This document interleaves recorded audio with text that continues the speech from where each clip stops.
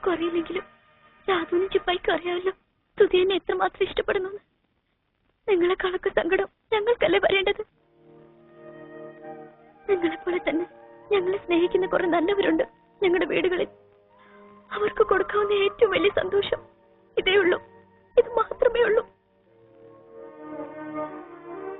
രാധു വളർത്തച്ഛനാണെങ്കിലും ആ അച്ഛനെതിരെ നിൽക്കാൻ പറ്റുമോ രാധുവിന്?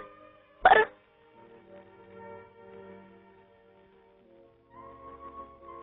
ആ അച്ഛന്റെ ഇഷ്ടത്തിനെതിരെ നിൽക്കുമോ ചിപ്പായി എപ്പോഴെങ്കിലും? പറ.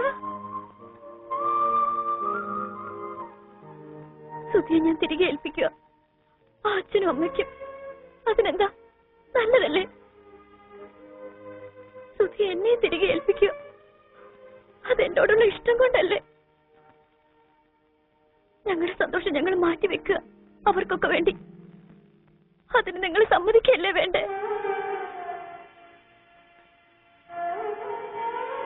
ഞങ്ങൾ പിരിയാനല്ലേ തീരുമാനിച്ചുള്ളൂ, മരിക്കാൻ തീരുമാനിച്ചില്ലല്ലോ.